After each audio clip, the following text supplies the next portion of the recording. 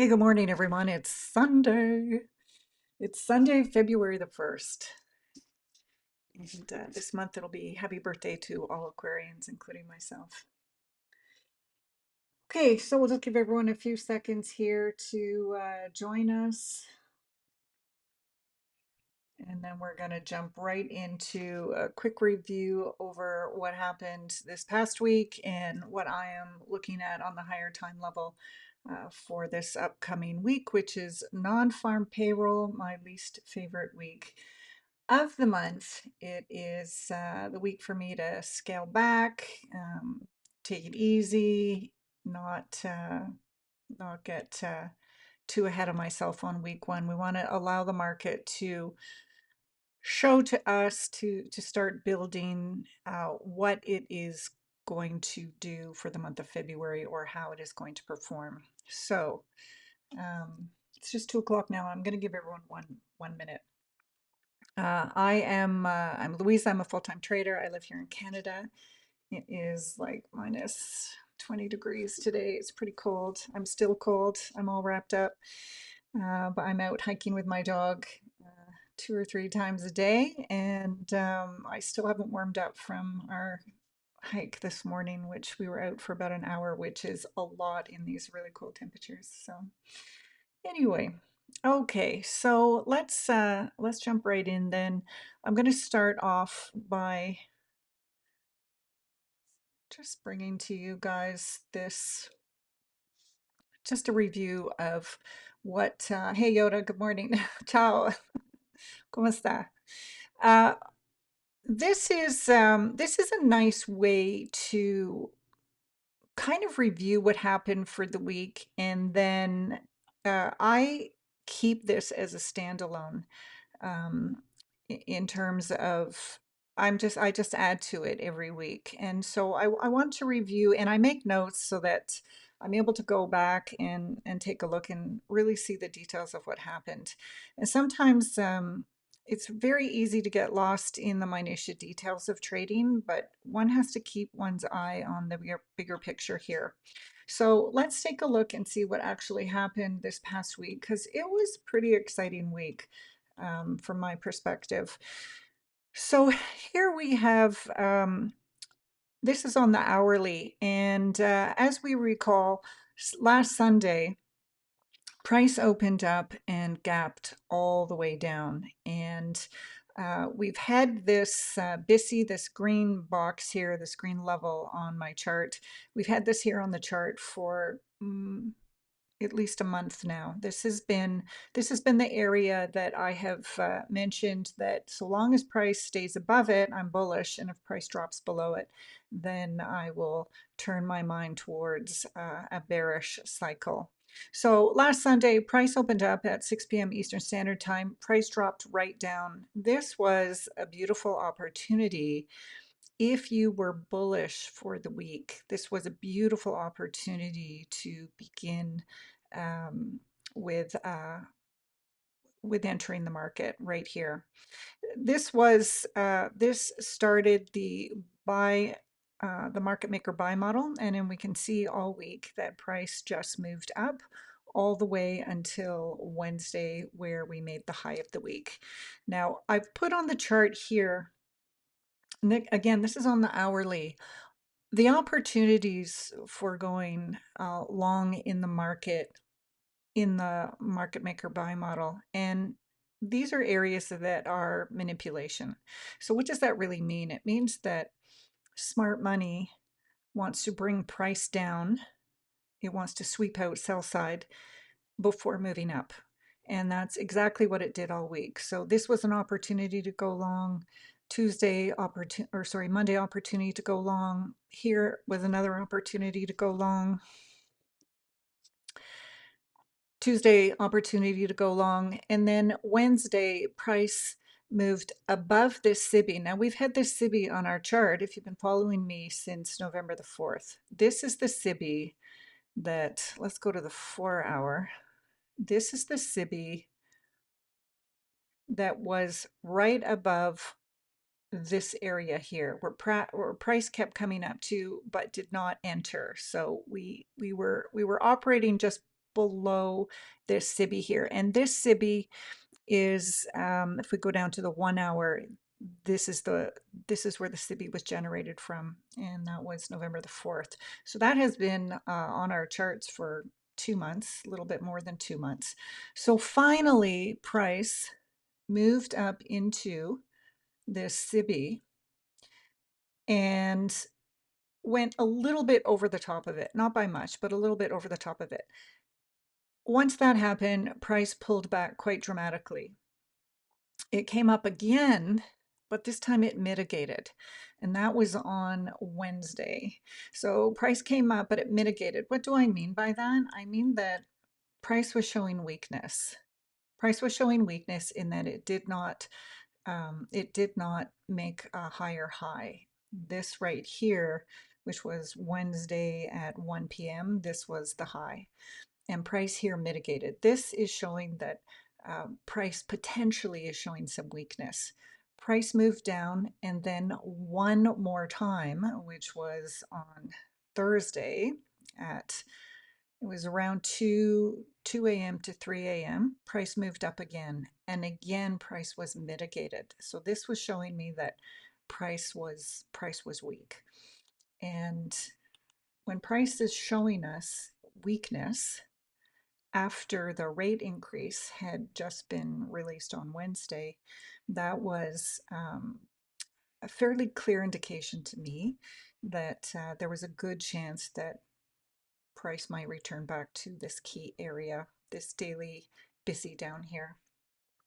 So this was about 2:30 in the morning. This is when I entered this trade, and then I just rode it all the way down. I held it through 8:30 news, which I think was unemployment, and I just held it all the way down for 730 points, something like that. So this is a prime example of how the higher time frame is able to really provide a framework of understanding of what smart money wants to do with price. Hi, Heat Trader. Hi, Janine. So, so price moved down, and where did it move down to? Well, it dropped right back into the daily BISI here. This is our key level where price keeps returning to. After that, what could we expect to have happen? Well, price moved back up into this range.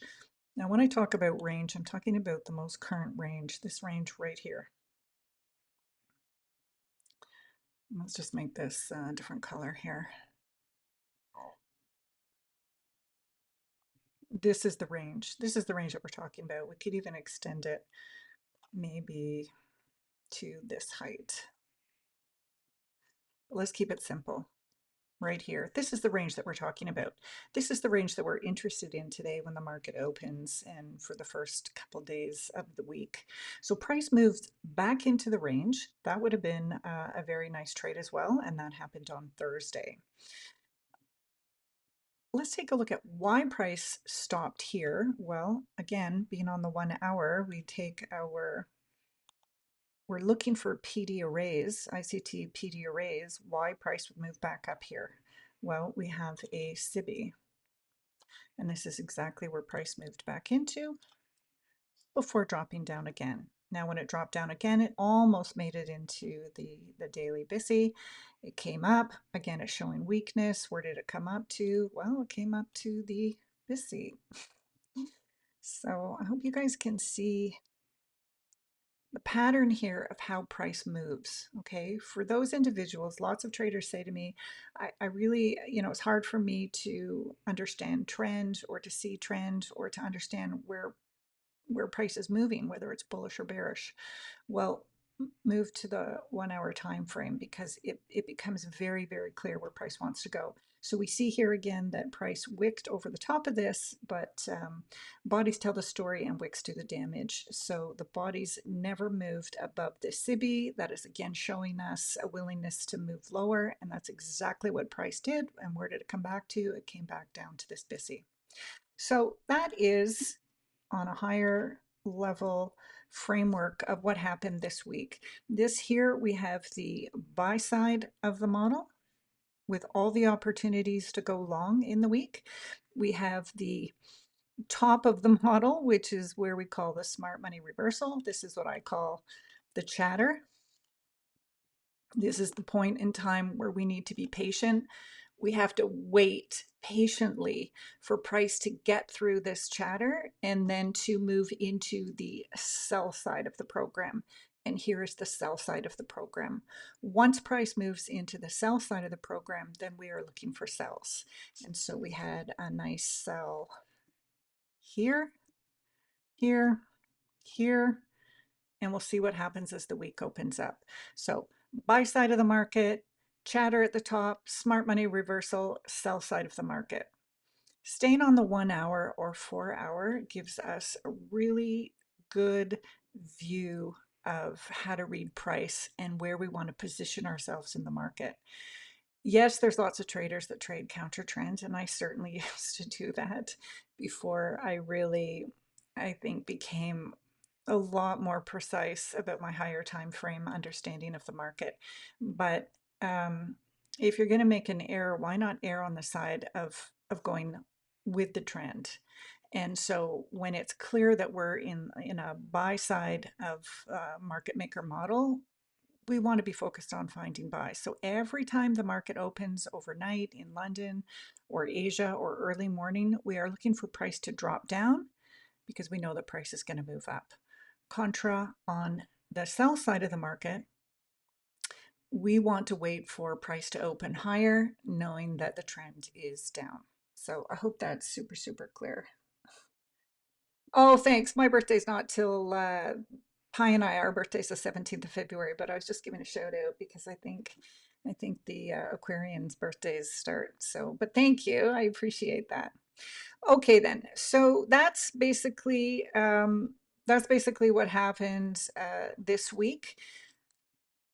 Um, and then, I think it's important to understand that once we see what's happening on the higher time frame, that's only then do we move down to the 5 minute or 2 minute or 1 minute to find an entry, right? So only then are we moving down to the smaller time frame. But it's best to be up here on the hourly to understand what is price setting up to do, what is the framework, so that you're not just becoming liquidity to big money.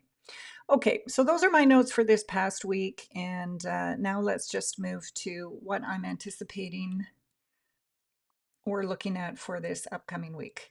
So let's focus on NQ.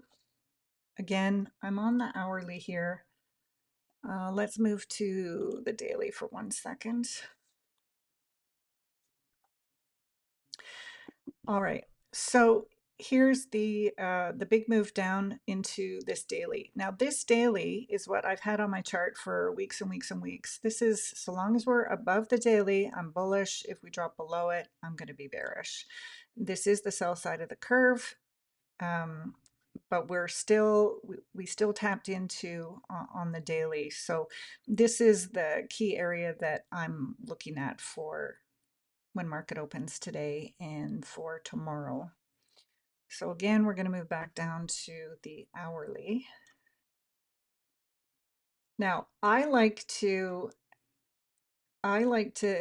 use these key, I guess these key phrases. If this, then this. If this, then this. I don't know. Is anybody here studied? Is anybody here in engineering or computer science? I have a computer science background, so this is just like how we train our thinking when it comes to computer science and programming. If this, then this. If this, then this. Like that's how we write code, right? So this is how I like to approach the market. So if if price stays above this blue daily, then I'll be looking for price to move back into the range. And again, what am I talking about? This is the range. This is the range that we're dealing with for the opening of the market anyway. So let's make this yellow. This is the range, right? Here's our high, here's our low, and anything in between is inside the range. So long as price is inside the range, it's not going to be really, really clear whether price is going to be wanting to move up and to possibly try re-tapping into this previous day high or above, or if price wants to continue to move down. So if price stays above this daily blue level here, then we have the potential for price to move up. If price moves and breaks below this low here, this daily low here from Thursday, then the next levels that we are potentially looking at for price to move to on sell side would be this wick here. So I've put a little bunch of eyes there, right here. And if we notice to the left of that, we have an hourly BISI, which if we just pull it to the right-hand side, this is a key level that's only been tapped into once yet. When we're on the buy side of the market maker model, what's very handy is to keep these BISIs, just pull them across, just make a note that, okay, a BISI was created here, and just leave it on your chart. Because once we hit the sell side of the market, all you need to do is drag it over, and then we're using these as stepping stones. As price moves down, price, instead of using this as support, once it gets below here, it uses this as resistance and then moves down to the next area. The next level would be this hourly, and this is from December the 18th. And then this sell side here, this green candle with the wick, which is the previous week low, and then ultimately down to previous month low. And this BISI is from November the 24th. I like to put my dates on them so that I can go back and kind of check and just review that. So here's the stepping stone down if price shows us a willingness or a weakness. And we're looking at perhaps reclaiming previous day high if price opens up and moves higher. But it was pretty weak last week, Thursday and Friday, so we'll just have to wait and see how the week decides to open. Now, let's remember that it's non-farm payroll week. It's a rough week, guys. You guys know that this is not my favorite week. So on Monday, we've got ISM manufacturing at 10 a.m. If you're trading London, always check the euro, not just the US. Red folder events. On Tuesday, we have JOLTS job openings. So Monday and Tuesday, I'm okay to watch the market, take a look and just observe and see what is the market going to show us, a willingness to go lower or a willingness to move higher. And then starting Wednesday, we don't really have anything. Wednesday is non-farm employment change and ISM services. And then Thursday and Friday are no trade days for me. This is Thursday and Friday of non-farm payroll week. That's just, those are really tough days to trade. And you know what, I just rather wait for better trading days. So that's what we've got in terms of red folder news. So anybody have any questions on what we're looking at for this week? Yes, yes, Heather, you are the engineer. Yeah, so I know your mind is very analytical. Any questions? Also, guys, I added this embedded, you know, I use the 4 hour a lot, but I also put here, all you have to do is download the indicator twice, and then when you open it up, you can put the time frame in here. So I added the daily, and I'll show you why. It's really nice to have the daily on your chart. So we can see here that Friday, we did not break Thursday's low or last Monday's low. Like at a glance, it's super, super easy to see, you know, if price is going to break the low, it has to move up first before breaking the low. So these are two that I like to have on my chart, the 4 hour and then the daily. And then I just feel like I have absolutely everything on my chart that I need.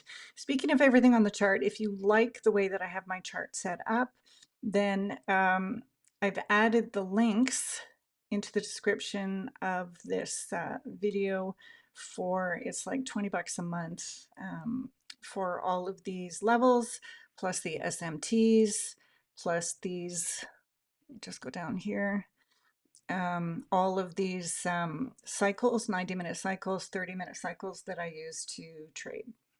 And it's cheaper than a coffee a day, and your chart is always set up and ready to go. So anyway, any questions, guys? Any thoughts? Anything that you guys are watching that's crossed your radar, on your mind for this upcoming week? New month? No? Okay. Okay, so that's pretty much it. I think what I'm going to do is I'm not going to go live tomorrow morning because I really want to wait and see the initial setup tomorrow, and then I think I'll go live on Tuesday and Wednesday, and then Thursday, Friday I'm offline because I'm not trading Thursday or Friday. So that's where we are. Any questions on the smart money reversal or continuation model?